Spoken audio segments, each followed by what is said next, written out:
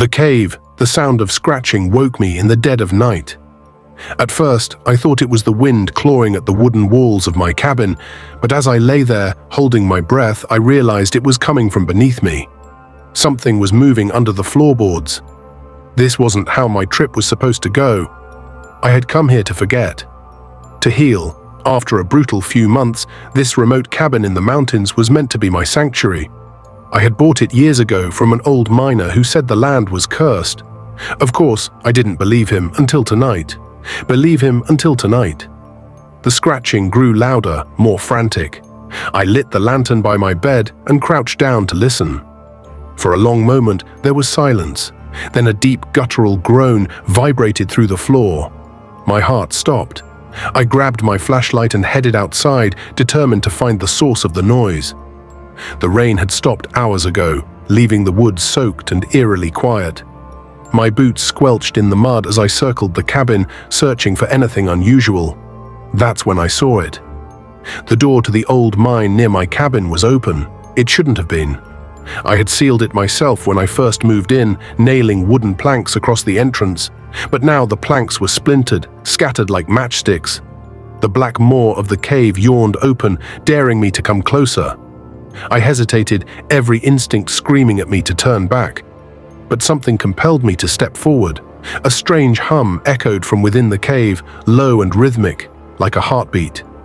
I adjusted my grip on the flashlight and took a deep breath before venturing inside. The air was damp and heavy, carrying the smell of rotting earth. My flashlight flickered, its weak beam barely cutting through the thick darkness. I tried to steady my breathing as I moved deeper into the cave, the hum growing louder with each step. That's when I saw the first skeleton. It was an animal, or at least it had been. Its bones were scattered haphazardly across the cave floor, cracked and gnawed. My stomach churned as I noticed the next one, and the next. The deeper I went, the more bodies I found. Deer, raccoons, even a bear, each one stripped of flesh, their skulls caved in. I swallowed hard, fighting the urge to turn back. Whatever was responsible for this couldn't still be here. Could it? A sudden noise stopped me in my tracks. Footsteps, slow, deliberate, and impossibly heavy. I killed the flashlight and pressed myself against the cave wall, my heart pounding so loudly I was sure it would give me away. The footsteps grew closer, echoing in the cavernous space. Then I saw it. At first I thought it was a man, but its body was wrong, too thin, too elongated. Its skin was pale and slick, stretched tight over bones that jutted out at unnatural angles.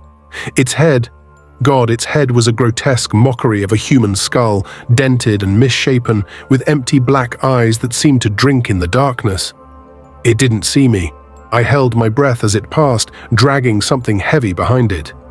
I couldn't make out what it was until the creature stopped and crouched, inspecting its prize. It was another body. A fresh one.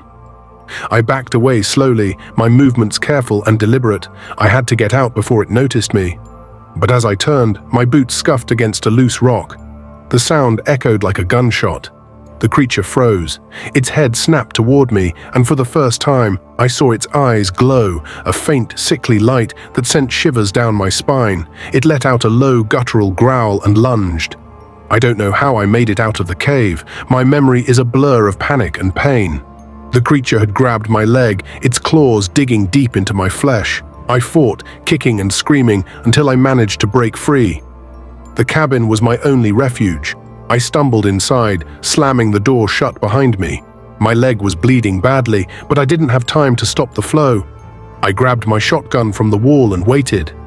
It didn't take long. The creature was relentless, slamming its body against the door, clawing at the windows, howling with rage. I fired blindly, hoping to scare it off, but it only seemed to anger it more. Then I remembered the camera. I had been taking photos earlier that day with an old Polaroid, capturing the beauty of the rain-soaked woods. The flash it had stunned the creature when it attacked me in the cave. Maybe it could work again. I grabbed the camera and waited. The creature finally broke through, its skeletal frame twisting unnaturally as it crawled toward me. I aimed the camera and pressed the shutter. The flash lit up the room, and the creature froze mid-step. Its glowing eyes dimmed, replaced by that same empty blackness. For a moment I thought I had won, but then I noticed its hand. It was reaching not for me, but for the photo ejecting from the camera. I snatched the Polaroid before it could, staring in horror at the image. The creature's form was barely visible, a swirling, smoky haze trapped within the frame. It writhed and twisted as if trying to escape. I knew what I had to do. I threw the photo into the fireplace. The creature let out a blood-curdling scream, its body convulsing as flames consumed the image. Its pale skin bubbled and melted, and its hollow eyes fixed on me one last time before it collapsed into a pile of ash and bone. I thought it was over, but as I write this, safe in a stranger's home miles away, I see them. Dozens of glowing eyes, watching from the darkness beyond the window. I don't think I'll survive the night. If you're reading this, stay away from the mountains. They're not ours anymore.